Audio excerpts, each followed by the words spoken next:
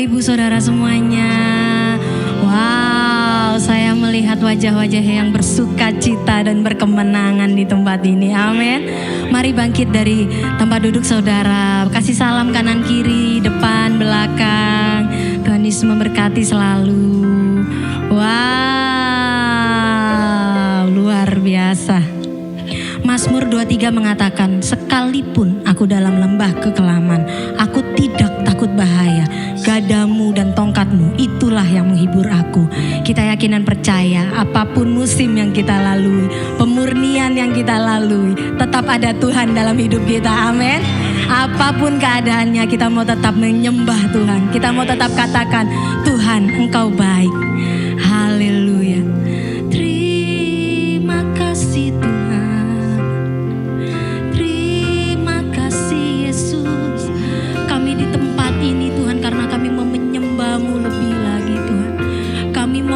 Lagi larut dalam hadirat Tuhan. Sebab kami yakin dan percaya hanya dalam hadirat-Mu ada kekuatan baru, ada kemenangan Tuhan. Mari Tuhan Kau terus Tuhan lebih dan lebih lagi bertata atas pujian dan penyembahan kami. Kami mau terus menyembah Tuhan. Sebab hanya Kau yang layak disembah.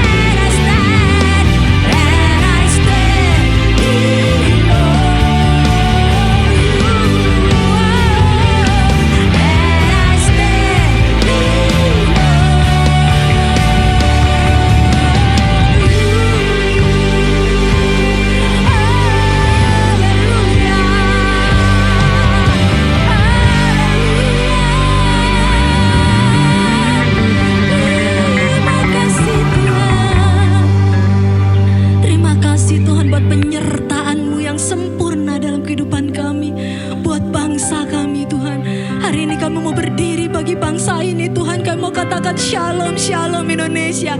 Diberkatilah tanahnya, diberkatilah airnya, diberkatilah udaranya, diberkatilah pemerintah di negeri ini Tuhan. Tuhan, kami khusus berdoa buat presiden kami Tuhan, Bapak Prabowo. Berikan hikmat-Mu Tuhan buat Bapak Prabowo Tuhan, untuk mengambil keputusan-keputusan yang tepat Tuhan. Di mana saat ini banyak peperangan terjadi, biar presiden kami bisa mengambil keputusan yang tepat Tuhan, sehingga bangsa ini tetap aman, tetap tentram Tuhan. Karena Tuhan, Engkau yang menjagai bangsa Indonesia ini Tuhan. Pasukan malaikat surgawi-Mu yang berjaga-jaga di sekeliling bangsa ini Tuhan, memberikan kedamaian, memberikan ketentraman buat bangsa ini Tuhan. Bahkan bangsa ini terus Kau berkati Tuhan, dan makin hari bangsa ini memuliakan Tuhan. Di dalam nama Tuhan Yesus, Indonesia penuh kemuliaan-Mu, Indonesia penuh kemuliaan-Mu Tuhan. Amin Tuhan, amin Tuhan. Kami juga berdoa Tuhan untuk Rock International Ministry Tuhan. Terima kasih kalau Engkau terus bergerak di dalam pelayanan Rock International Ministry ini Tuhan. Kau terus berkati Tuhan Bapak Gembala Senior kami, Bapak Timotius Arifin Teja Sukmana, dan juga Ibu Vivi. Kau juga berkati Bapak Gembala Rock Jabodetabek, Bapak Roni Daud Simeon, dan juga Ibu Nancy. Kau juga berkati Bapak Gembala kami terkasih Bapak Hartono dan juga Ibu Linda. Bahkan Kau juga berkati Pak Janus dan Kak Heni Tuhan. Kau berkati setiap pelayan-pelayan Tuhan, setiap hamba-hamba Tuhan yang hari ini melayani-Mu Tuhan. Kau berkati dengan kesehatan, kekuatan, hikmat yang daripada Tuhan. Biar apapun yang dilakukan itu menyenangkan hati-Mu Tuhan. Apapun yang dikatakan sesuai dengan perkataan-Mu Tuhan. Dan dimanapun mereka berada, setiap orang yang melihat mereka melihat Yesus dalam hidup mereka. Setiap pelayanannya Kau sertai dengan tanda-tanda ajaib dan mukjizat-Mu Tuhan. Mari Tuhan Kau terus berkati setiap pemimpin-pemimpin kami Tuhan.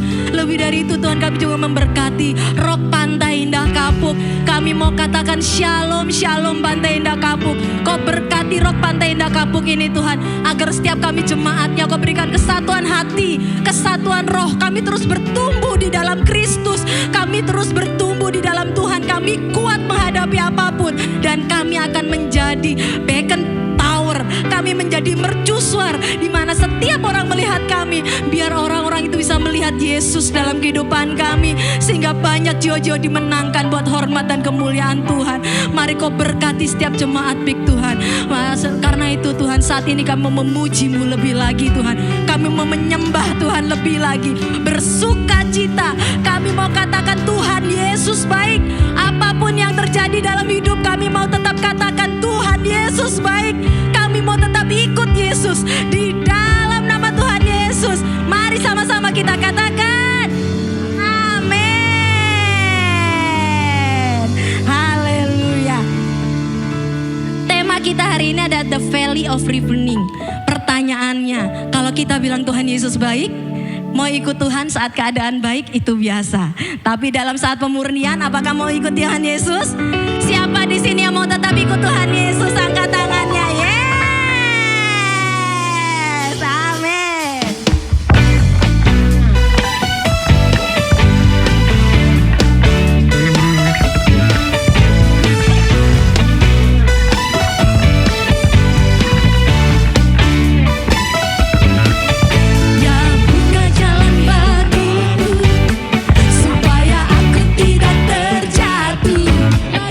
Terlanjur ku dipegangnya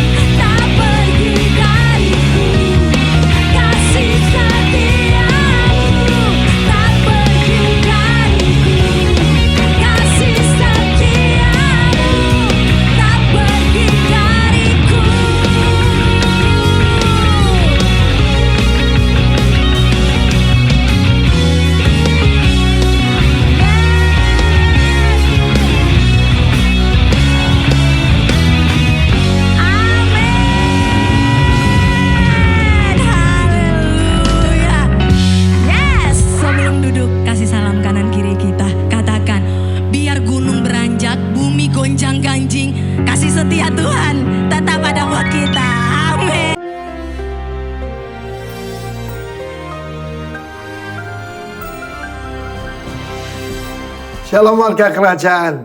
Seringkali kita mengira kalau kita nih hidup benar-benar menuruti perintah Tuhan, jadi berkat buat sesama, seluruh hidup kita seperti jalan tol. Yang terjadi adalah kebalikannya, saudaraku. Because God is a God of testing. Kita melalui lembah-lembah testing dan juga untuk refine kita. Seorang tokoh yang dibanggakan oleh Tuhan jauh sebelum Abraham, yaitu Ayub. Orang yang paling hebat dari wilayah timur. Mewakili saudara saya kan, wilayah timur dari Israel. Jujur, tulus, takut akan Tuhan, dan satu lagi, menjauhi kejahatan. Dia jadi berkat, mendadak dia bingung. Karena pagar perlindungan diangkat. Dan apa yang terjadi, seluruh miliknya tinggal istrinya. Habis semua. Lalu yang kedua, iblis berkata, ya coba jamah tubuhnya. Dia akan mengutuki engkau. Ayub tidak mengutuk, tetapi dia menunjukkan bahwa dia benar. Bahwa Tuhan mau diajak berperkara oleh dia. Dia tahu satu kebenaran, di atas mahkamah agung masih ada mahkamah surgawi. Tapi dia tidak tahu semua malapetakannya itu berasal dari iblis yang membenci dia. Pendakwa saudara-saudara kita. Tapi kemudian ada satu hal yang muncul dalam dirinya. Dalam Ayub 23 dia berkata, aku mau berperkara dengan Tuhan. Aku buktikan aku jujur. Aku buktikan aku hidup benar. Aku tidak layak menerima ini semua. Tetapi dalam ayat 10 berkata, sebab ia tahu jalan hidupku. Saya harus tahu bahwa Tuhan itu punya rencana yang sangat baik buat saudara saya. Di dalam Yeremia 29 ayat 10, I know my thoughts about you. Thoughts about peace, about shalom. Dia mengalami shalom itu. Tapi Tuhan mau refine dia. Tuhan mau mendidik dia. Dia berkata, sekiranya dia menguji aku akan muncul, akan tampil seperti emas. Luar biasa bukan? Saudara lihat bagaimana saudara mengenal Allah kita. Ayub belum begitu mengenal Tuhan. Dia tahu kemahakuasaan Tuhan, tapi dia tidak tahu bahwa dia adalah Bapa yang sangat baik. Dan dia menuduh Tuhan yang menyebabkan ini semua. Padahal semua itu dari iblis. Api dari langit bukan dari Tuhan, dari iblis. Perampok-perampok, bangsa Seba, bangsa apapun yang datang merampok, bukan Tuhan yang suruh. Perhatikan saudara, tapi dia bilang, aku tahu aku sedang menghadapi ujian. Sebelumnya berkata, aku mencari engkau ke 4 penjuru, tidak ketemukan. Ya terang toh, namanya testing. Ketika kita dalam testing, guru tidak boleh menjawab. Di dalam keadaan biasa, guru harus menjawab pertanyaan dari seorang murid. Tetapi saudaraku, aku pasti akan tampil seperti emas. Sebab saudaraku, api tidak menghancurkan emas. Api cuma refine the gold. Dia cuma yaitu membuat lebih, karatnya lebih tinggi saudaraku. Dan itu yang Tuhan mau. We shall be tested like silver and like gold. Semua orang sedang bicara tentang harga-harga emas yang perak yang meningkat. Ada yang lebih hebat. Emas yang dimurnikan dengan api yaitu iman kita. Iman kita sedang mengalami ujian. Saudaraku, ada berupa penyakit, ada berupa tantangan, yang paling enteng kesulitan ekonomi. Karena itu saudara, tetaplah bertekun dalam dia. Dan akhirnya bagaimana? Ketika dia memintakan ampun buat teman-teman yang menuduh-nuduh dia, iblis memakai 3 temannya. Kecuali seorang anak muda bernama Elihu. Justru Elihu itu membela Tuhan. Dalam hidup kita harus seperti Elihu itu. Dan saudaraku, Tuhan memulihkannya 2 kali lipat. Kecuali istrinya tetap yang sama. Because God is a faithful God. God bless you warga kerajaan. Amin.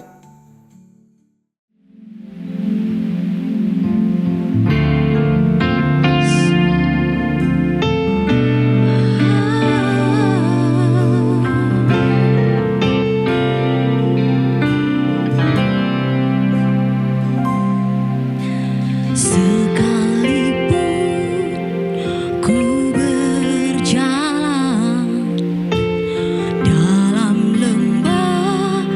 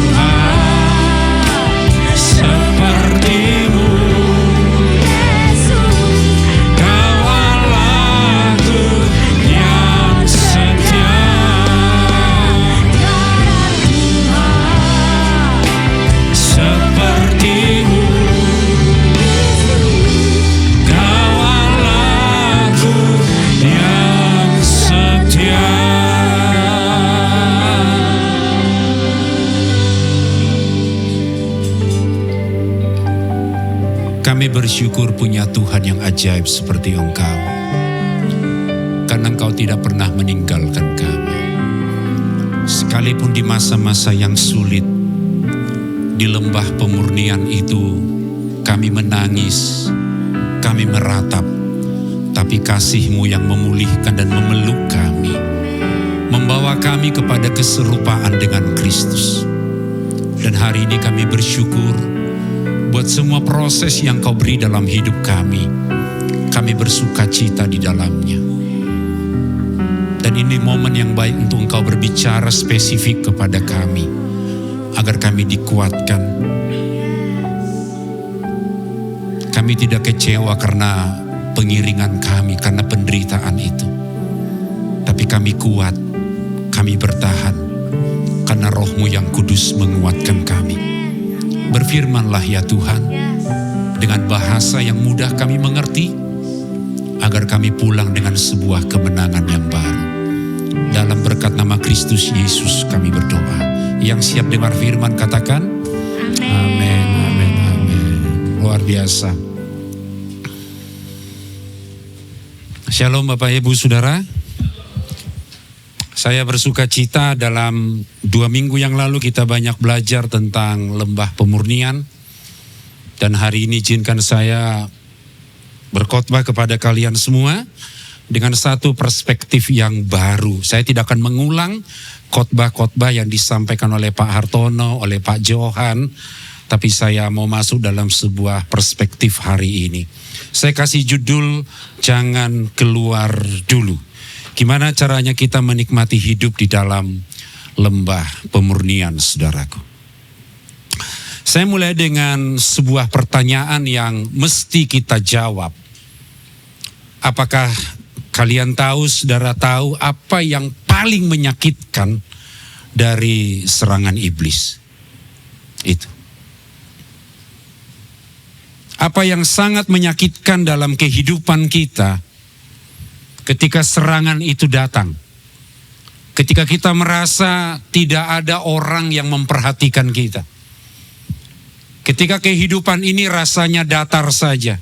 Sudah berdoa, sudah berpuasa, sudah melakukan banyak hal, tetapi tidak ada perubahan. Dan rasanya kita kalau ada dalam lembah itu lama sekali. Jawabannya cuma satu, kalau kita melihat Tuhan itu diam. Kita sudah melakukan banyak hal, saudaraku. Kita mencoba mencari wajah Tuhan, melakukan segala hal. Tetapi pada satu titik yang paling gak enak adalah ketika kita menganggap bahwa Tuhan itu diam. Dan tolong ini dicatat, rupanya dalam kebenaran firman, diam itu bukan berarti dia absen. Dia diam itu merupakan sebuah cara yang dia lakukan untuk membuat kita bertahan di dalam lembah itu. Yang ngerti katakan amin. Dan hari ini saya akan berkhotbah kepada kita dalam 3 sudut pandang bagaimana kita melihat kehidupan kita, rencana Tuhan, semua yang akan Tuhan lakukan dalam hidup kita ketika ada di lembah, namanya lembah pemurnian. Kita akan belajar nanti bagaimana kita melihat sudut pandang kita, bagaimana sudut pandang musuh kita, penguasa raja kegelapan itu, dan bagaimana nanti sudut pandang raja kita, Yesus Kristus. Kalau 3 point of view ini, saudaraku, kita pahami, maka ini akan mengubah cara kita untuk melihat lembah itu selamanya. Saya tidak berlama-lama. Lensa yang pertama, kita menyebut dia dengan lensa pandangan dari diri kita sendiri. Sudut pandang dari diri kita, saudaraku, ketika menghadapi situasi yang sulit adalah kita akan mengatakan, aku nggak ngerti kenapa aku ada di sini. Ini menjadi pertanyaan. Aku tidak mengerti kenapa aku ada di lembah ini. Ini merupakan seruan dari Mazmur 22 ayat 1. Allahku, mengapa engkau meninggalkan aku? Mengapa engkau jauh dari keluhan-keluhanku? Mazmur 13 ayat 1 dan 2. Berapa lama lagi kau sembunyikan wajahmu terhadap aku? Saya ingin kita mulai belajar jujur hari ini, warga kerajaan. Di lembah itu ada pertanyaan yang kita simpan dan tidak berani kalau itu kita ucapkan keras-keras. Karena dibilang gini, takut berdosa. Kalau kamu nanya itu, takut kamu dianggap cengeng, bro. Tuhan, ini pertanyaan yang seringkali kita simpan. Kalau lagi mengalami penderitaan, mengalami hal-hal yang sulit, kita simpan ini. Kalau bisa istri kita yang tahu, yang lain gak tahu. Pak Janus gak usah, Pak Har apalagi. Kita simpan ini. Tuhan, apakah engkau masih peduli? Tuhan, apakah aku melakukan sesuatu yang salah? Tuhan, sampai kapan ini akan berakhir? Hari ini catat baik-baik saudaraku. Tidak usah kamu simpan pertanyaan itu. Kita tidak akan pura-pura pertanyaan itu nggak ada. Karena Alkitab juga catat, Mazmur 22 ini merupakan Mazmur yang menubuatkan bagaimana Yesus mati. Allahku, mengapa engkau meninggalkan aku? Yesus ngomong ini enggak ketika disalib. Eloi, Eloi, lama sabaktani. Jadi kalau kita ngomong ini dalam lembah pemurnian dan kita kemudian ngomong, Tuhan, kau ada nggak sih di sini? Tuhan, kenapa engkau nggak dengar doaku? Itu tidak dosa. Karena semua kita, saudaraku, kita ini selalu membawa sebuah pemahaman yang bagus. Kita meyakini Tuhan itu baik. Dia punya rencana yang luar biasa untuk kita. Tapi ketika kita punya rasa bahwa lembah itu terlalu panjang, lembah ini terlalu berat, lembah ini terlalu gelap, maka pemahaman kita itu mulai retak. Kita mulai bertanya, benar gak sih Tuhan itu tolong saya? Saya udah doa loh ini. Sampai kapan saya alami penderitaan ini? Coba lihat kanan kirimu. Bilang, tanya dia, kamu pernah gitu gak? Kalau dia gak jawab, itu pasti sudah pernah. Kalau dia jawab, dia lagi jujur aja. Semua kita begitu, saudaraku. Itu fakta yang kita gak bisa bohongi. Lalu kemudian kita kan bilang gini, padahal kalau hitung-hitung ya, saya merenung-merenungkan hidup saya ini ya, saya pelayanan loh ini. Kenapa justru orang yang pelayanan gak serius, rasa-rasanya hidupnya lancar-lancar saja? Aku ini sudah setia loh melayani Tuhan. Kenapa doaku tidak dijawab? Dan kita mulai curiga pada kebaikan Tuhan. Saudaraku ingat, ini merupakan racun yang paling berbahaya yang bisa masuk dalam jiwa seorang warga kerajaan. Dan yang lebih parah adalah kalau kita mendefinisikan diri kita dalam lembah itu. Kita menyebut diri kita, aku orang yang paling sial, aku orang yang gagal, aku orang yang tidak dikasihi Tuhan, aku orang yang sudah terlalu rusak untuk dipakai Tuhan. Dan kita membiarkan alamat yang sementara menjadi identitas permanen kita. Ini problem.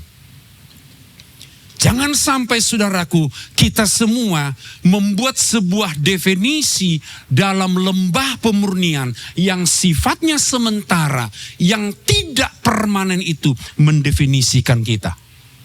Saya orang gagal, saya nggak bakal berhasil, hidup saya udah terlalu rusak, dan lain sebagainya. Karena panggilan besar selalu melewati titik nadir.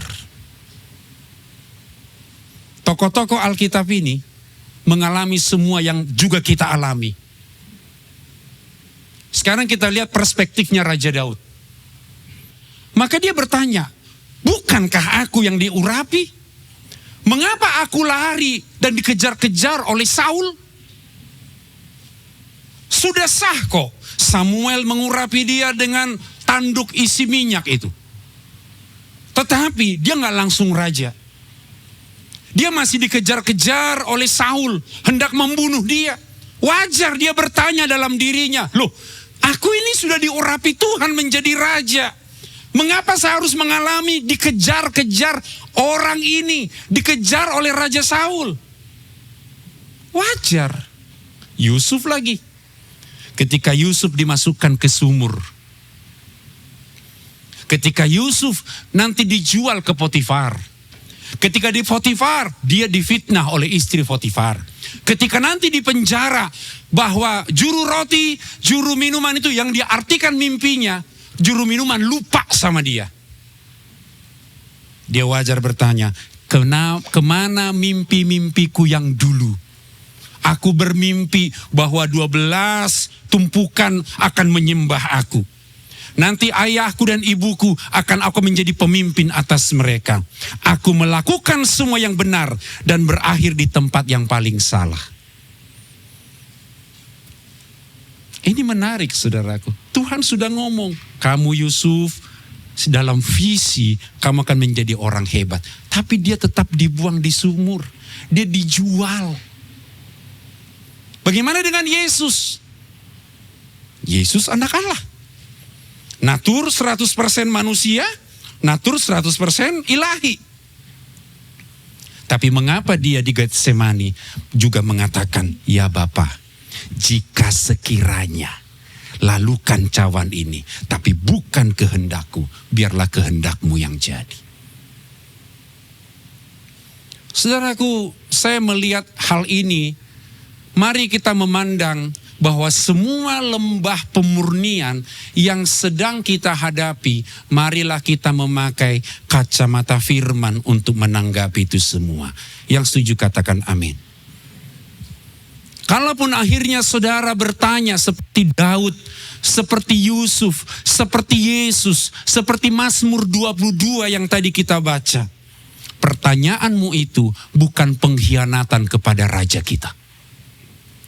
Itu merupakan doa yang paling jujur yang pernah kamu naikkan kalau kamu bertanya seperti itu.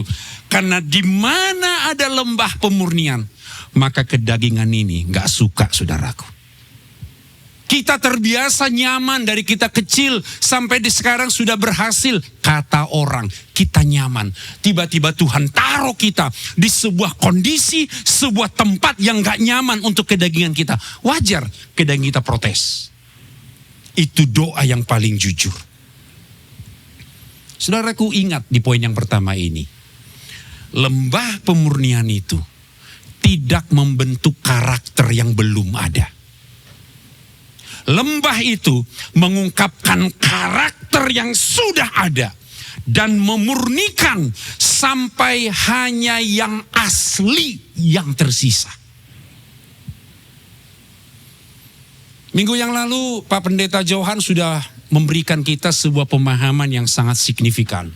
1 Petrus 1 ayat 7. Kemurnian iman itu sebuah langkah di pasar waktu itu. Kalau emas mau dijual di pasar biar dia punya harga, maka harus ada sertifikatnya. Bapak Ibu punya emas, emas lagi harganya naik ya. Yang membuat emas zaman dulu, di zamannya ayat itu diucapkan adalah ketika punya sertifikat. Tandanya sertifikat adalah emas itu dikasih emboss. Itu nanti lihat, kalau si kepala pasar kasih emboss, ini harga emas terverifikasi, sudah teruji.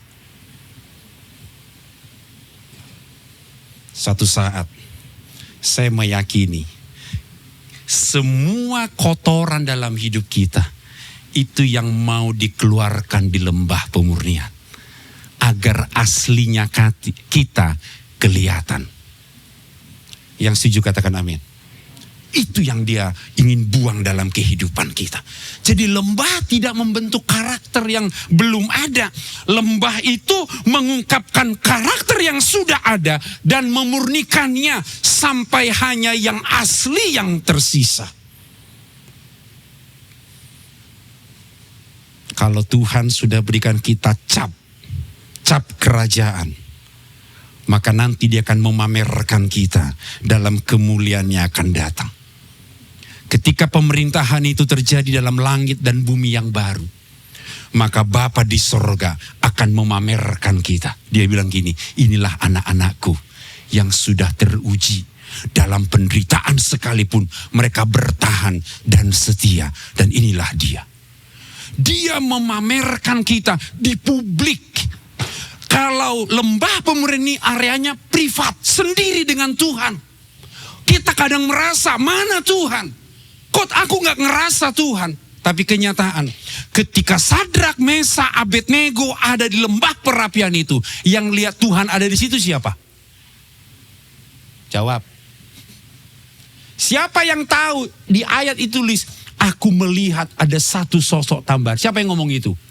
Nebukadnezar.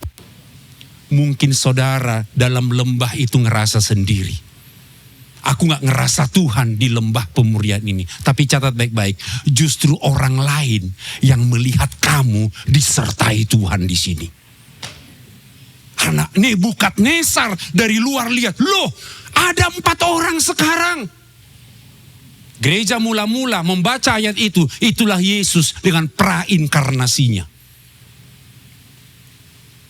Jadi kalian gak usah curiga, mana Tuhan. Justru orang luar yang lihat prosesmu di lembah itu, yang lihat Yesus menyertai kamu. Katakan amin. Jadi jangan ambil keputusan permanen di tengah rasa sakit yang sementara. Kalau kamu bertanya seperti pertanyaannya Yusuf, Daud, dan Yesus tadi, itu bukan tanda kelemahan iman. Itu tanda kita cukup jujur untuk ngomong di hadapan Raja kita. Bahkan semua tokoh-tokoh Alkitab yang hebat, yang dipakai Tuhan, pernah ada di titik yang sama. Jadi jangan biarkan lembah pemurnian ini mendefinisikan saudara.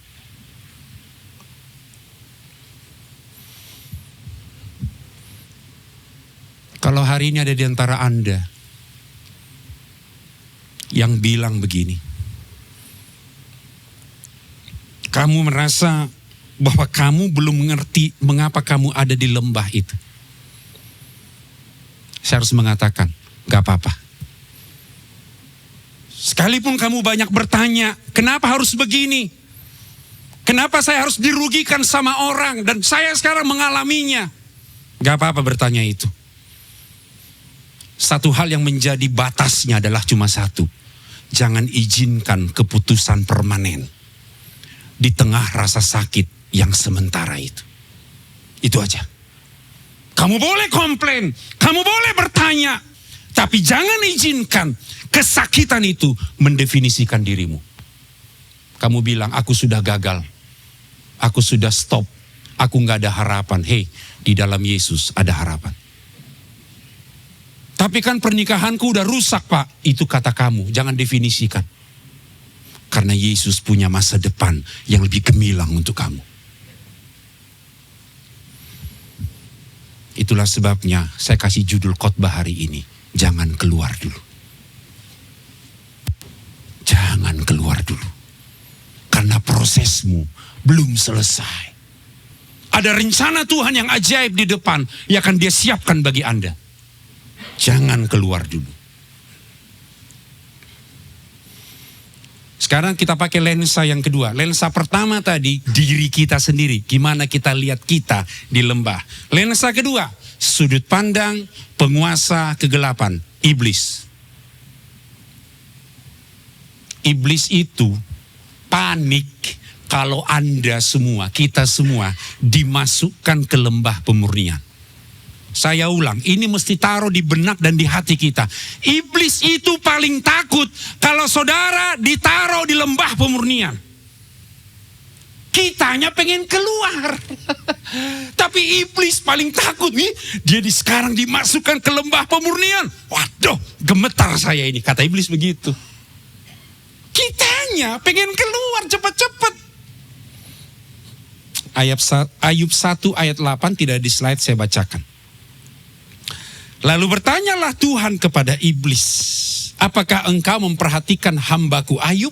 Sebab tiada seorang pun di bumi seperti dia, yang demikian saleh dan jujur, yang takut akan Allah dan menjauhi kejahatan. Saya ulang di sini saudaraku, yang memulai percakapan dengan iblis Tuhan. Iblis, kamu gak lihat hambaku Ayub? Kalau zaman kita ini 4 jempol lah. Kaki 2, tangan 2, jempol. Dia orang top markotop. Gak ada orang kayak dia yang hebat loh, Iblis. Saya mau kasih tahu kalian. Kalau selama ini kita punya pikiran, iblis serang kamu karena kamu lemah, itu salah total.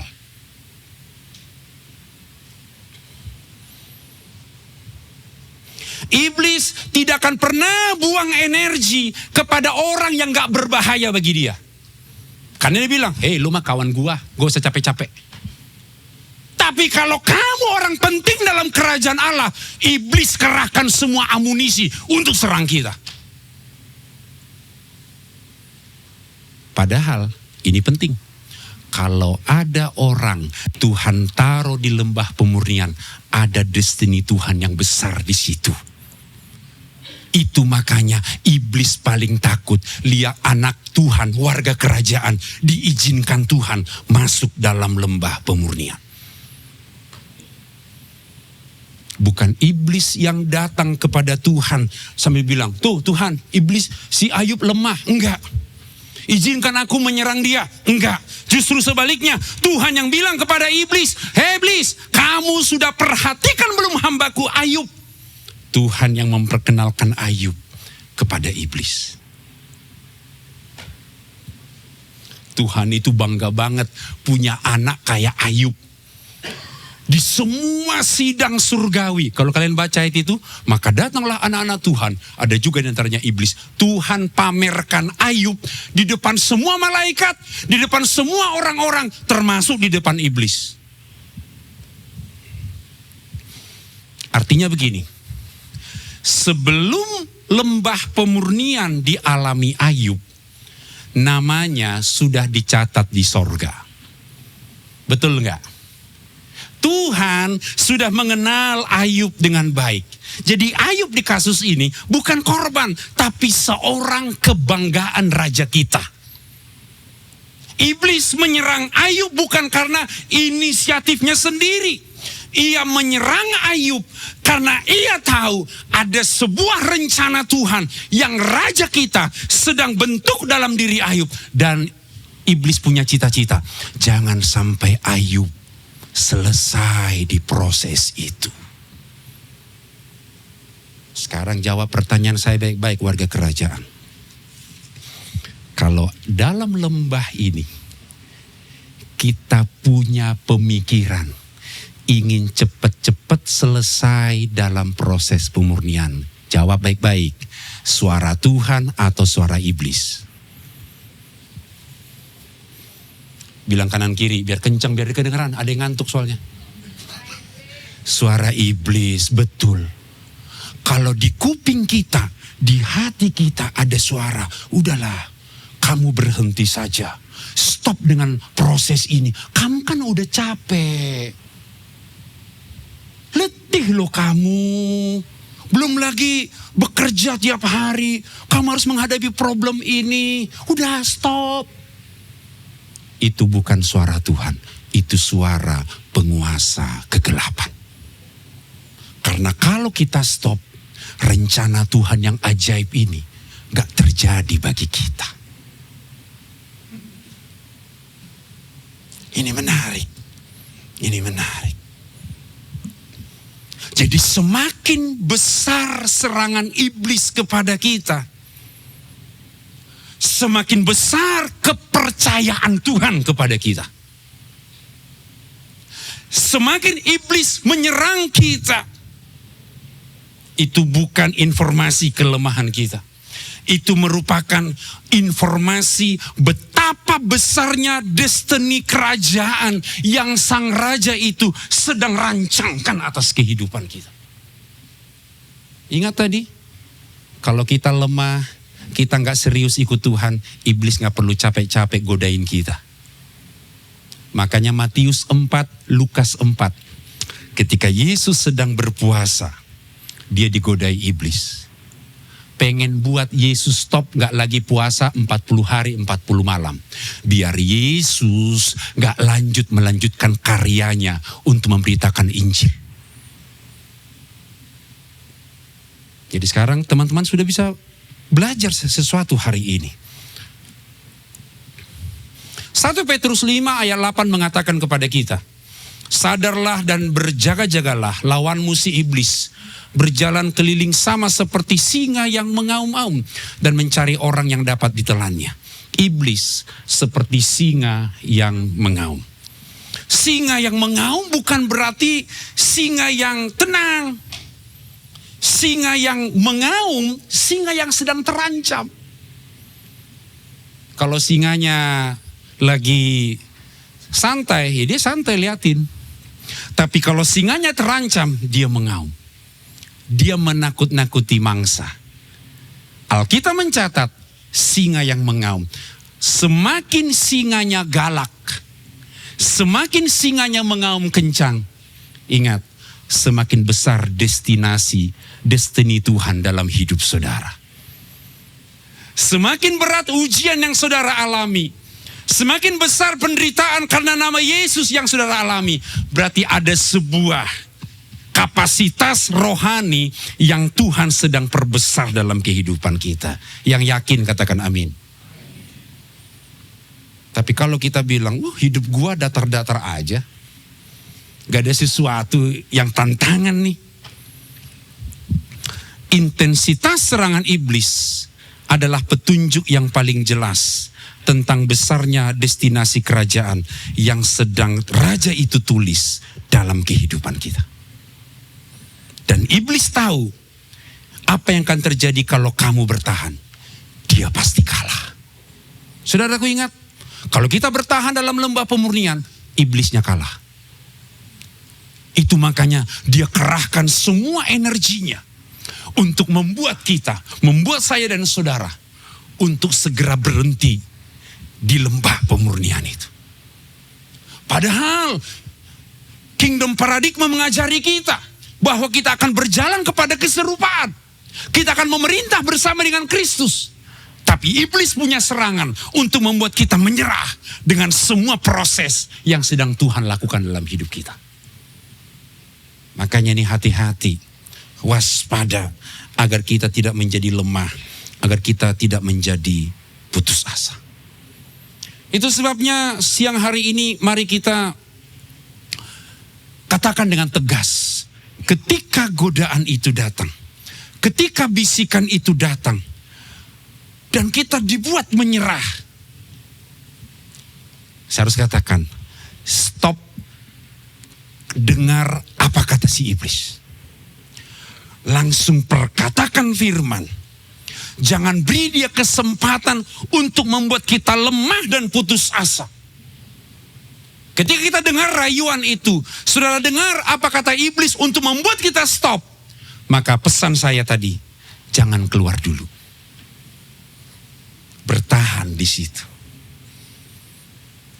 Karena ada sebuah rencana Tuhan yang besar yang dia siapkan bagi kita semua. Mari kita melihat yang ketiga sekarang. Lensa yang ketiga, sudut pandang raja kita. Yang pertama tadi, sudut pandang diri kita melihat lembah. Sudut pandang yang kedua, bagaimana iblis lihat lembah itu. Dan yang ketiga, bagaimana raja kita melihat anaknya kita yang sedang diproses di dalam lembah itu. Yesaya 48 ayat 10 saya bacakan. Sesungguhnya aku telah memurnikan engkau. Ya, aku telah menguji engkau dalam dapur kesengsaraan. Nah, saudaraku, ini hal yang paling sulit. Kalau Tuhan bisa mengeluarkan kita dari lembah pemurnian itu sekarang, cepat, gak perlu lama-lama, kenapa dia tidak melakukan itu? Kan Tuhan kita Allah yang sanggup melakukan segala sesuatu kan. Tapi kadang kita bertanya, Tuhan ini kan mestinya bisa cepat. Apalagi kita zaman now terbiasa dengan namanya shortcut. Jalan tikus. Kita potong jalan biar lebih cepat. Tapi Tuhan rupanya gak suka shortcut gitu. Tuhan menyukai proses yang dia rancang. Dan kadang pertanyaannya begini. Kalau kau sanggup melepaskan aku dari lembah ini, kenapa kau tidak melakukannya? Kita bisa menemui itu di dalam dapur kesengsaraan yang ini. Makna dari dapur kesengsaraan dalam bahasa Ibraninya kur. Kur itu adalah tungku peleburan logam. Yang saya akan ceritakan ini akan menarik perhatian teman-teman semua. Kalau seorang pandai besi atau ahli yang ingin memurnikan emas atau perak, maka ini, panasnya itu bukan panas yang kebetulan, saudaraku. Bukan api yang punya panas tidak terkontrol, diatur dia.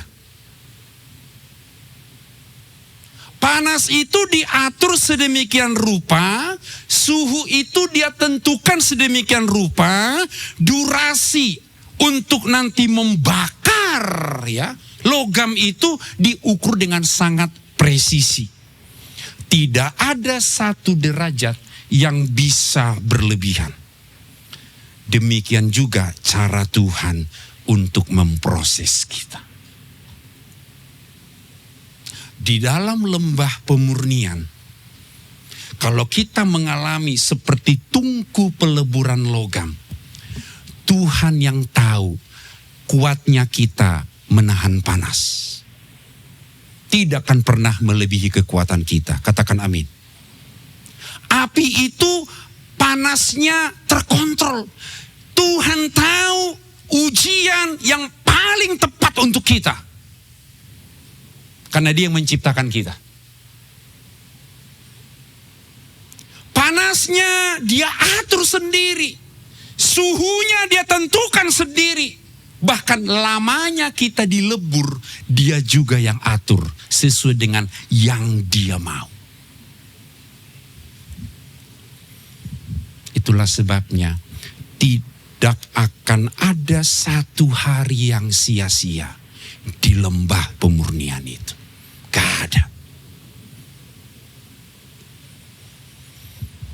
Saya punya gambar yang berikutnya. Zakaria 13 ayat 9. Ini gambarnya. Ketika kita ada di lembah pemurnian itu, kita seperti tadi ditungku peleburan dari logam. Maka kita ini dianggap seperti biji logam. Umat pilihan dibawa ke tempat pengujian dari nomor 1. Lalu kita dimasukkan ke api. Panas diizinkan untuk membakar apa yang tidak murni. Stop di sini dulu. Ketika Sadrak, Mesak, Abednego dimasukkan ke perapian yang menyala, Alkitab catat, rambutnya nggak terbakar, bajunya yang nggak terbakar, yang terbakar apanya? Tali yang mengikat mereka. Kalau kita diizinkan Tuhan di lembah pemurnian, yang Tuhan hanguskan itu segala sesuatu yang membuat Kristus tidak nomor 1 dalam hidup kita. Termasuk ikatan dosa. Makanya tadi saya bilang benar saudaraku, Tuhan taruh kita di lembah pemurnian bukan untuk menciptakan karakter baru. Tetapi tapi memurnikan kita. Membuang semua tali, membuang semua ikatan yang mengikat kita selama ini. Itu yang Tuhan lakukan di tempat peleburan itu. Kotorannya mengapung. Ada rasa sakit yang memaksa karakter asli kita keluar. Semua yang Tuhan gak kehendaki dalam karakter kita, itu dikorek, itu dibuang. Itu gak enak, saudaraku. Belajar menjadi sabar bagi saya itu gak mudah. Kadang harus air mata keluar. Ditegur pemimpin, yes. Biar sabar itu muncul. Gak enak gitu loh. Namanya kita mengalahkan kedagingan, itu gak enak. Sampai nanti emas itu menjadi murni seperti cermin. Sampai si pandai emas, tukang yang ngolah emas, lihat pantulannya di emas itu. Dia itu kayak kaca, kayak cermin, sampai kinclong. Jerawat yang 0,01 mili kelihatan di situ, saudaraku. Apa tujuan pemurnian? Tuhan berhenti memurnikan kita kalau ia sudah melihat pantulan wajah Kristus di dalam diri saudara. Kalau Yesusnya belum nongol, dilama-lamain sama Tuhan. Lihat kanan kiri, senyum dulu sama dia. Kita banget itu gitu. Jadi kalau ditanya, kapan stopnya lembah pemurnian? Sampai wajah Yesus itu nongol dalam hidup kita. Kalau masih Janusnya yang nongol, enggak, Tuhan bilang lebih lama lagi. Jadi Pak Kim gak boleh komplain, Pak Kim ya. Pak Edi juga gak boleh komplain, Pak. Sampai Yesusnya mesti nongol dalam diri kita, dalam semua karakter kehidupan kita. Bro Heri benar ya? Sampai Yesusnya yang keluar. Bukan Heri lagi, tapi Yesusnya.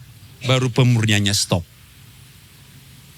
Nah sekarang kita lihat sedikit tadi tentang Nebukadnezar. Dia bilang gini, Daniel 1:25. Ada 4 orang yang kulihat berjalan-jalan dengan bebas di tengah-tengah api itu. Mereka tidak terluka. Dan yang keempat itu rupanya seperti anak dewa. Nebukadnezar melihat bukan 3 orang yang ada di kepanasan itu. Yang ia lihat adalah 4 orang. Saya mau kasih tahu. Kerajaan di dunia, saudaraku, untuk nolong 1 orang, gak pernah ada ceritanya raja turun tahta dan kemudian ikut medan perang. Gak ada. Raja akan bilang, gak usah aku turun tangan, kamu panglima, tolong dia. Tapi di dalam Alkitab, di lembah pemurnian, Yesus turun sendiri loh, tolong kita. Dia gak pernah suruh malaikat tolong kita. Dia sendiri turun memeluk dan mendampingi kita di panasnya api pengujian itu.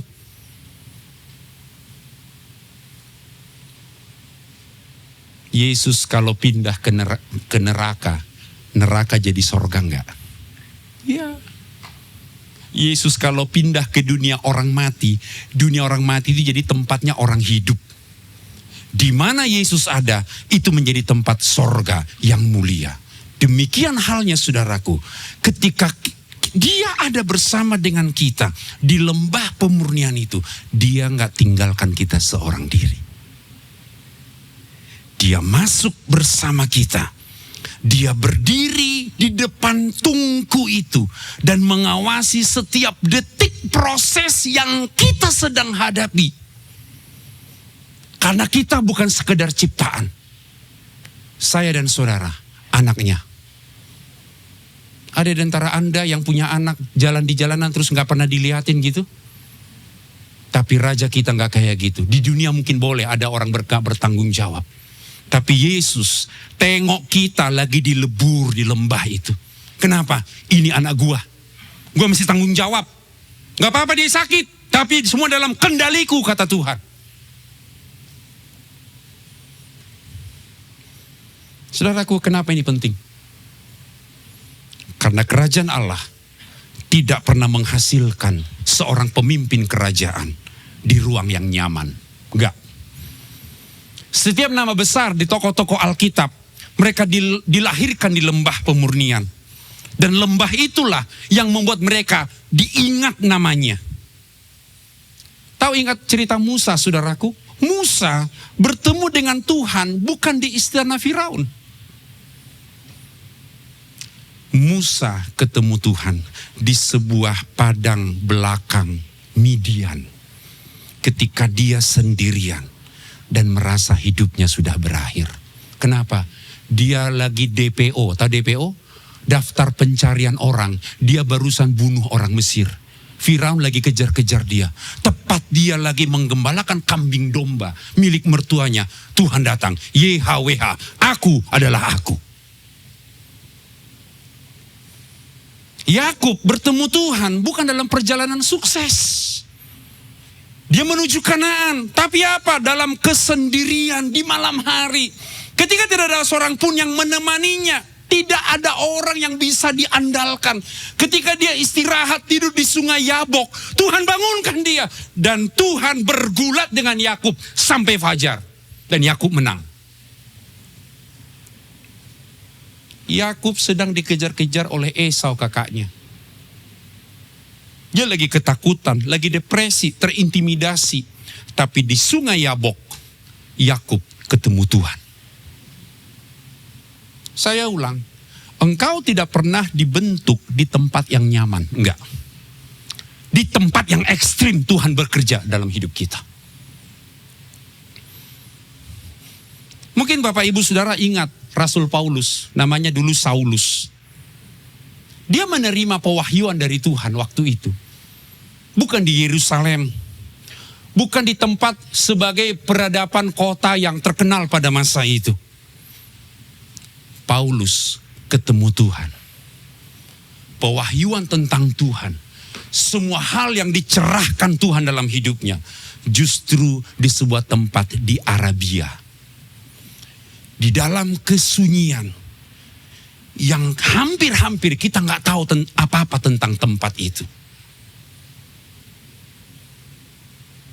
Saya meyakini banyak di antara kita akan dipakai Tuhan suatu saat kelak. Gak hanya di rumah tangga kita, menggembalakan karyawan-karyawan kita. Melakukan banyak hal dalam kehidupan saudara. Pertemuan yang paling transformatif, bukan di tempat yang ramai dan nyaman. Pertemuan yang paling transformatif dengan raja itu, di lembah yang paling sepi dan paling menyakitkan. Saudara tahu penulis kitab Wahyu, apokaliptik itu bukan di istana didapatkan pewahyuan tentang eskatologis, tentang masa depan, enggak. Di Pulau Patmos. Dia sendiri, gak ada kawan, gak ada teman, dingin, sepi, gak ada rumah. Justru batu-batu, padang gurun yang kosong, yang gelap. Jangan bayangkan ada listrik, gak ada listrik waktu itu.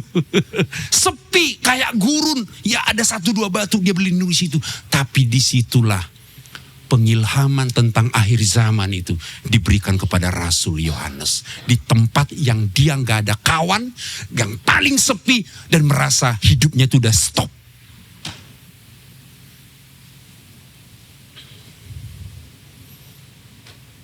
Jadi mari kita lihat ada sebuah gambar. Lihat di paling ujung. Kalau kita melihat problem kita dari point of view-nya raja kita, maka raja bilang gini sama kita, anak kebanggaanku.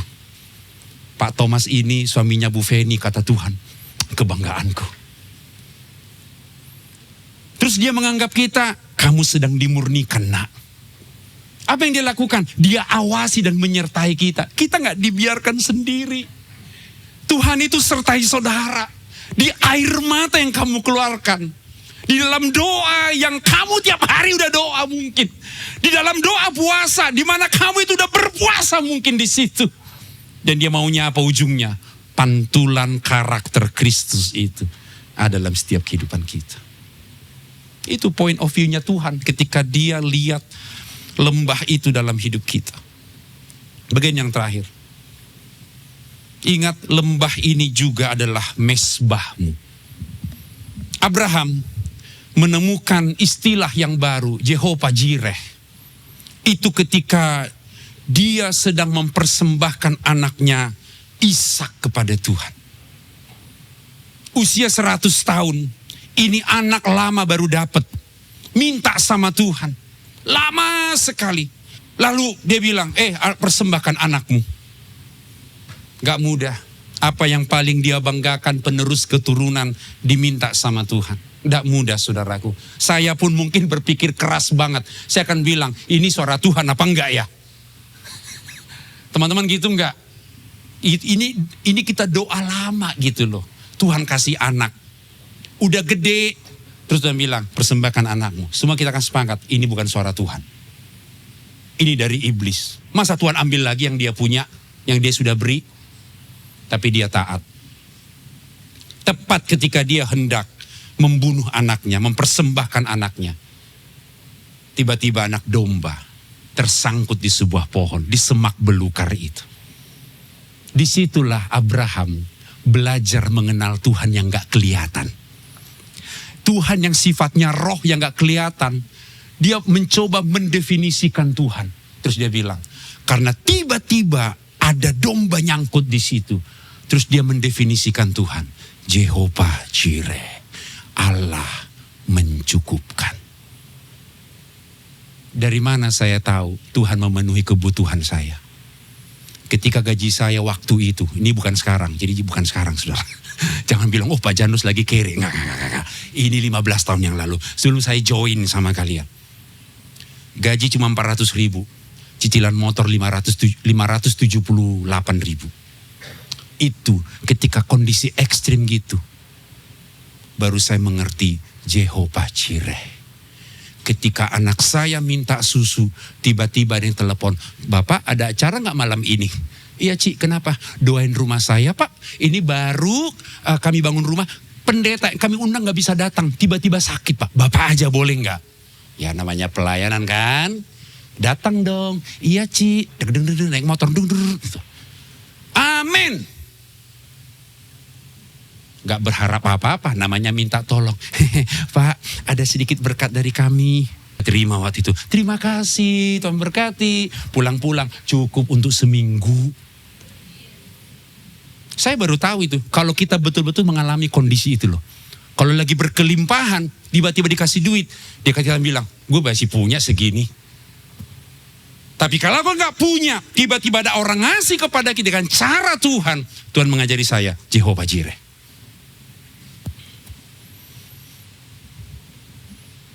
Terakhir, jadi lembah ini mesbah kita.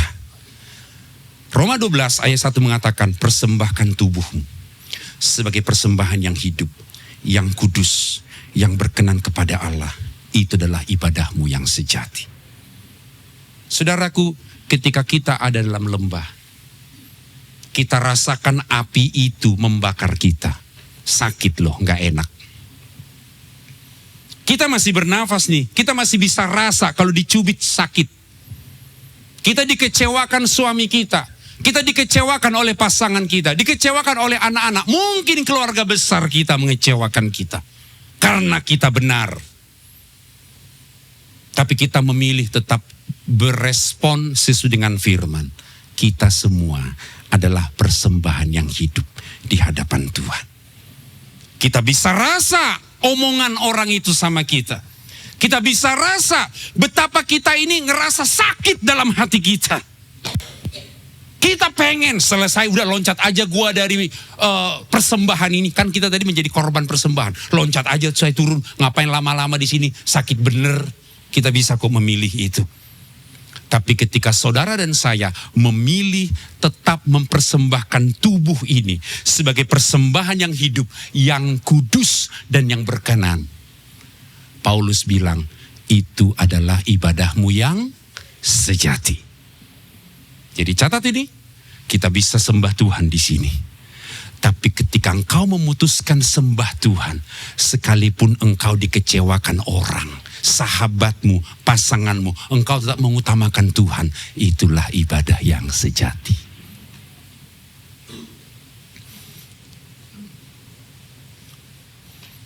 Ketika kita menghadapi lembah itu saudara, jangan keluar. Bukan karena dia nggak peduli, tapi karena Tuhan kita melihat sesuatu di dalam dirimu yang dunia ini belum pernah lihat.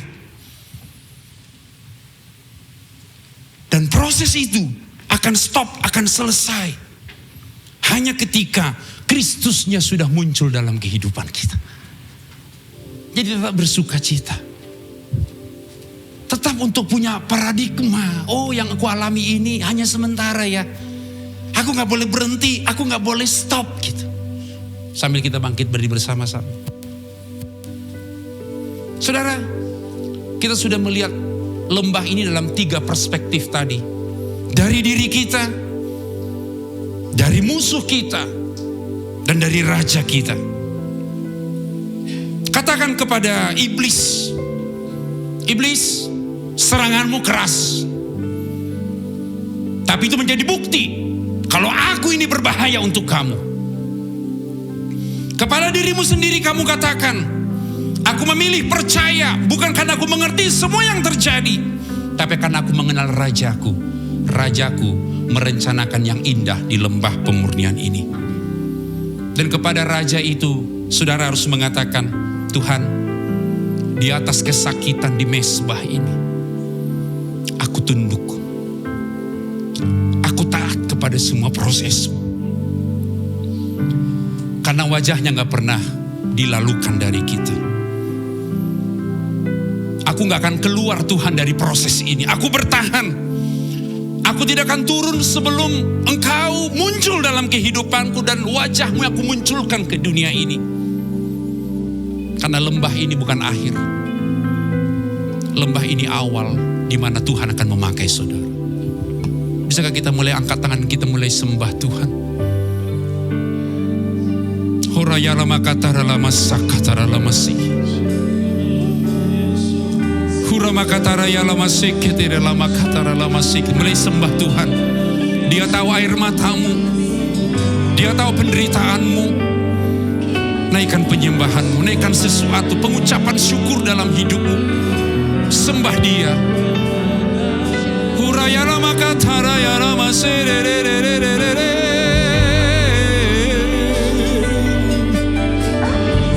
Mengalir Roh Kudus.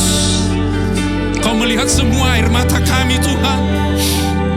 Huraya lama katara ya wasatara lama sikit lama gede. Kau lihat kesakitan yang kami alami Tuhan. Hurama katara ya lama sikit lama gede. Oh haleluya. Raya lama sikit.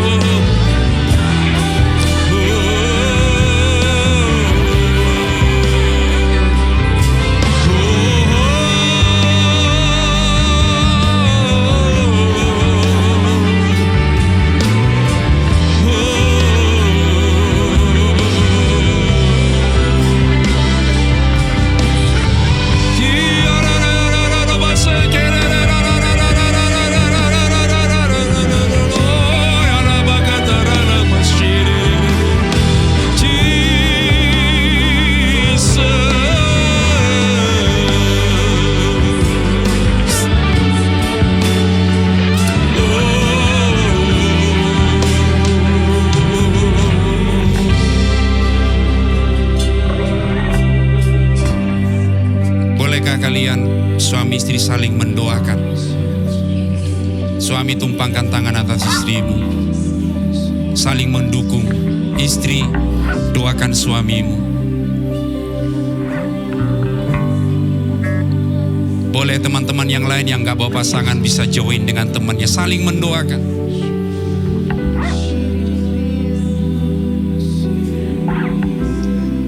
Masyikti dalam makatara, hura makatara la masyikti. Yesus, Yesus, Yesus.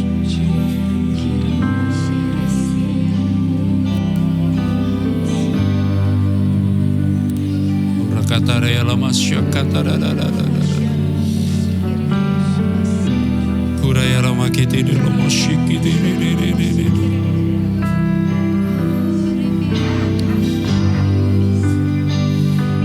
Huraya lama kedira lama soko tora lama kaya mashekede lama sisi. Kira lama katare lama soko tori didi lama kata. Kira lama katara lama shikede. Lama kata.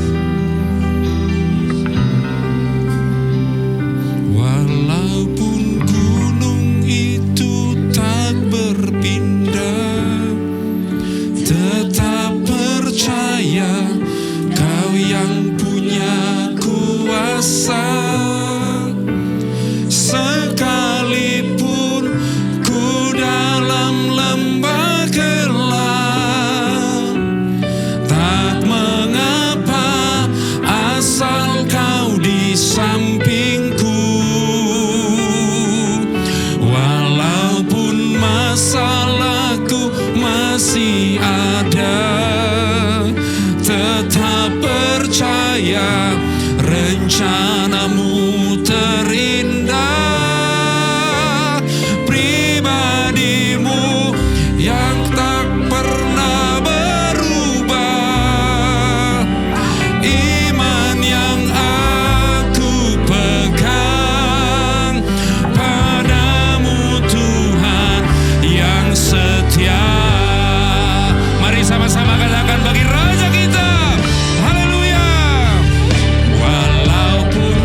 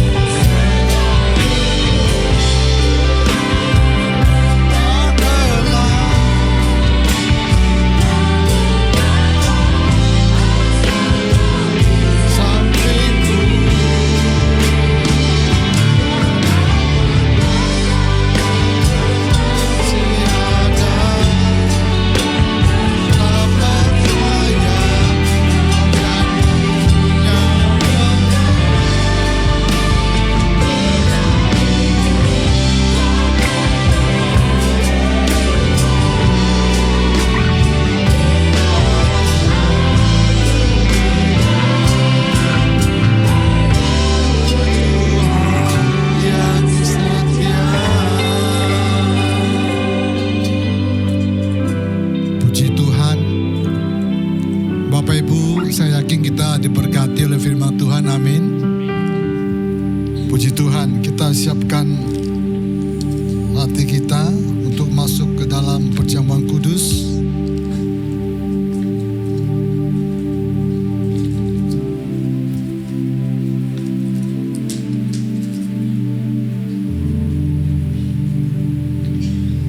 Kita berdoa. Bapa Sorgawi, terima kasih.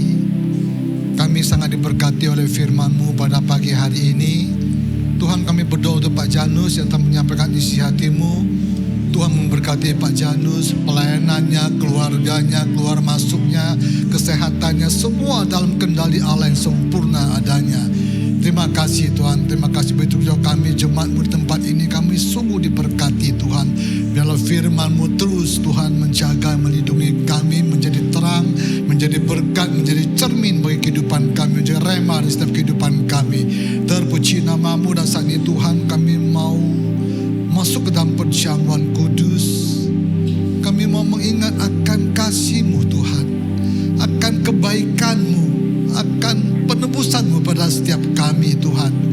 Mari Bapak Ibu kita angkat roti di tangan kanan kita tinggi-tinggi.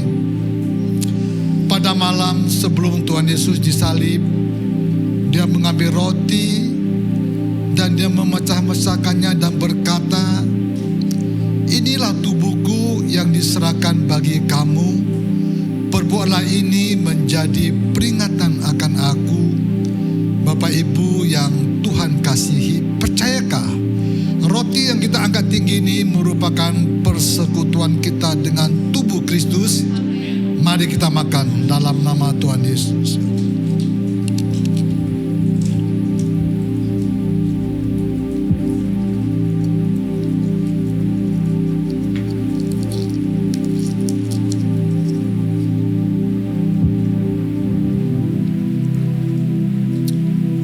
Terima kasih Tuhan, terima kasih. Kau baik Tuhan. Mari kita angkat cawan di tangan kanan kita. Setelah itu Dia mengambil cawan yang berisi anggur dan berkata, "Inilah cawan perjanjian yang dimateraikan oleh darahku. Perbuatlah ini menjadi peringatan akan aku." Bapak Ibu yang Tuhan kasihi, percayakah bahwa cawan anggur yang kita angkat tinggi ini merupakan persekutuan kita dengan darah Yesus? Mari kita minum dalam nama Tuhan Yesus.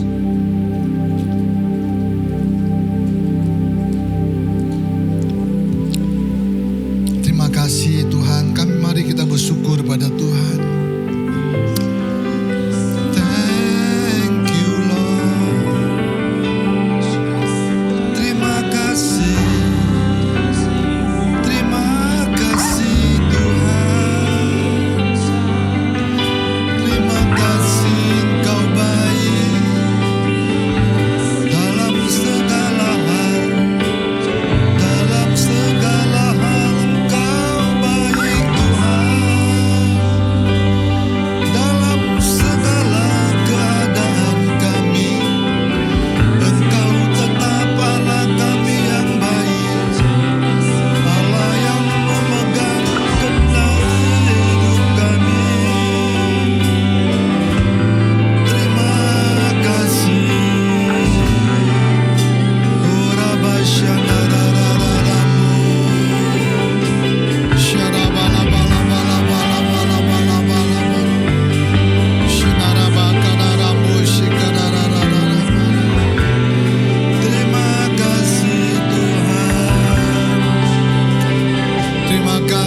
Terima kasih Tuhan, terima kasih. Terima kasih untuk penebusan-Mu Tuhan. Terima kasih untuk perjamuan yang kudus ini.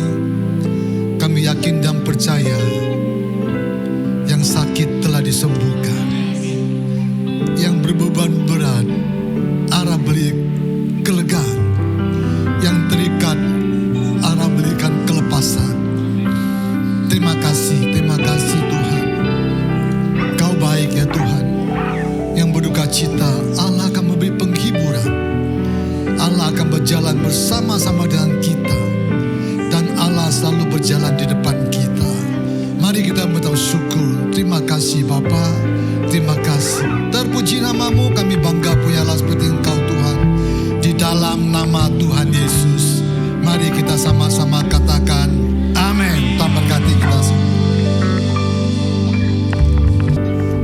Terima kasih Yesusku, buat anugerah yang Kau beri, sebab hari ini Tuhan adakan syukur